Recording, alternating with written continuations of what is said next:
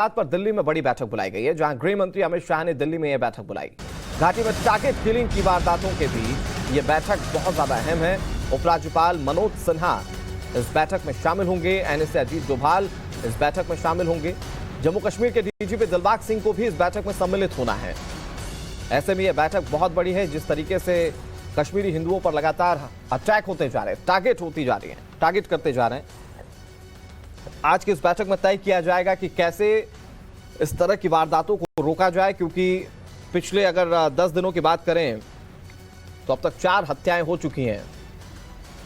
हमारे साथ 2 सहयोगी जुड़ गए हैं। प्रदीप दत्ता हमारे साथ जुड़ गए हैं और ईशान वानी हमारे साथ जुड़ गए हैं, जो ज्यादा जानकारी हमें देंगे। पहले प्रदीप, आप ही का रुख करते हैं। आज ये दिल्ली में होने वाली बैठक, इस पर जाहिर तौर पर कश्मीरी हिंदुओं की निगाहें तो टिकी होंगी, लेकिन ये कितनी ज्यादा अहम है और सरकार किस तरह से फैसला ले सकती है वहां पर?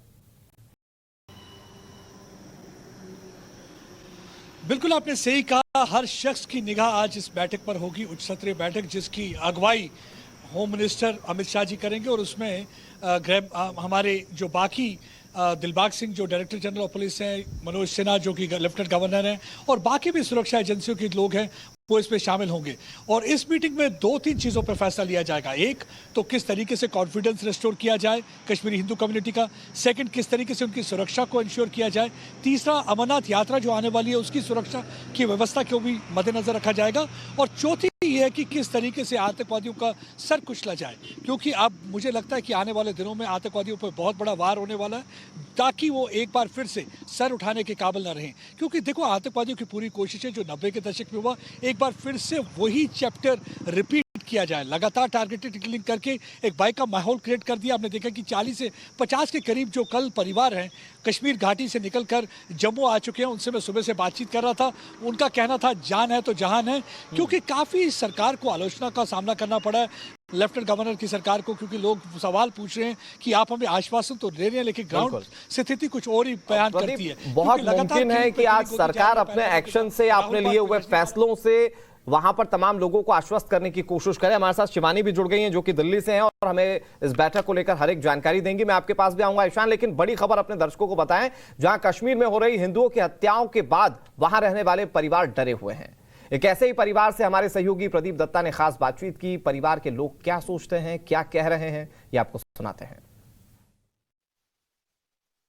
वजह क्या थी कि सरकार की तरफ से तो आपको काफी एश्योरेंसेस मिल रहे थे, तो क्या वजह थी कि आप छोड़ के आके? सर, वहाँ पे काम करना इतना मुश्किल नहीं है इंसान के लिए, लेकिन जो वहाँ के लोग हैं, जैसे कि कुछ लोग जो वहाँ के लोकल्स हैं वो आपके लिए अच्छे हैं, बट आप ये भरोसा नहीं कर सकते हैं कि पीठ पीछे आके आपको कोई भी गोली मार के वहाँ से जा सकता है।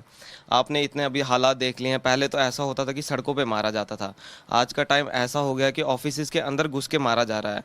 मैं खुद रेवेन्यू डिपार्टमेंट में हूँ और आप खुद देख रहे हैं कि तहसील के अंदर घुस के राहुल जी को गोली मारी गई है, वो भी मजिस्ट्रेट के सामने। तो हम वहाँ पे अपनी कैसे एश्योरेंस ले सकते हैं गवर्नमेंट से कि हमें गोली नहीं मारी जाएगी कल को? कितना कंसर्न थे आप अपने साथ साथ अपने पेरेंट्स के लिए? बहुत ज़्यादा सर।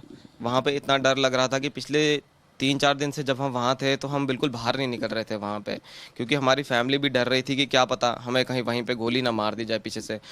वहाँ हिंदुओं का सर, जब आप निकल कर आए तो सरकार की तरफ से आपको रोकने की कोशिश हुई, कहीं सुरक्षा बल आपको रोक रहे थे? जी बिल्कुल, वहाँ पे हमें रोका जा रहा था, बोला जा रहा था कि अभी आप यहाँ से ना जाइए, क्योंकि गवर्नमेंट हमारे को एश्योरेंस दे रही थी। लेकिन अब हम किसी की ज़बान पे तो वहाँ रह नहीं सकते हैं। अगर हमारे आगे गोली चलेगी तो हम निहत्थे हाथों से क्या ही अपने आप को बचा पाएंगे वहाँ पे। तो हमारे को अपनी जान बचाने के लिए वहाँ से कल भागना पड़ा। Let me speak to his mother also.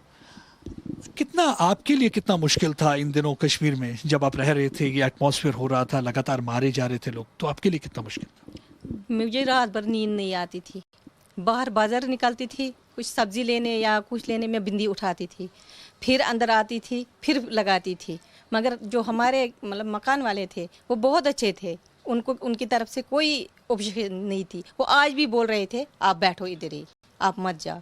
मगर हमें एक चीज़ था कि जो बाहर गोलियां चल रही थी वो तो हम नहीं कह सकते थे कब आए हमारे, कोई कब नहीं, क्योंकि हमें बाहर जाना था, सब्जी लेनी थी, दूध लेना था, बच्चे को ड्यूटी जाना था। जब ये ड्यूटी जाता था हम इसको 1000 बार फ़ोन करते थे जब तक ये घर आता था। फिर जब ये घर आता था फिर हमारे को ठंडक पड़ती थी, ना ये घर आ गया अब टेंशन नहीं है। 32 साल पहले भी आप लोगों ने घर बार छोड़ा, आज फिर से आप घर बार छोड़ के आए हैं, लेकिन एक खुशी भी आपको कि एटलीस्ट आप यहाँ आके बिंदी तो लगा सकते हैं। हाँ हाँ, ये तो है। कम से कम अपने इससे मतलब जी सकते हैं, खुल के जी सकते हैं। वहाँ तो खुल के जी नहीं सकते, और बाज़ार भी जाना है लिमिट में, क्योंकि हम एक एक घंटे के बाद नहीं जा सकते। जहाँ यहाँ मर्जी है तब जाओ, वहाँ नहीं। आपको दुख होता था जब आप बिंदी उतारते थे वहाँ? होता था दुख, क्योंकि हमारे में ये सुहाग की निशानी होती है बिंदी लगानी। वो मैं बाहर बाजार में उठा के रखती थी, फिर जब गेट के पास पहुंचती थी वापस घर, तो फिर से बिंदी लगाती थी। अब आप यहाँ पे आ चुके हैं जम्मू, आपको लगता है कि आप वापस जा पाएंगे इन हालातों में? नहीं, सेंट्रल गवर्नमेंट अगर कुछ इसका अच्छा प्रोविज़न करे तो जा सकते हैं। कि वैसे मैं एक बात कहूँगा आपके माध्यम से सेंट्रल गवर्नमेंट को, हम 1947 से कश्मीरी पंडित जो है वो पलायन करता रहा। मेरे ख्याल में आज तक 20 बार, 14, 17, 18 बार हुआ होगा आज तक। लेकिन सेंट्रल गवर्नमेंट को इसके लिए एक सॉल्यूशन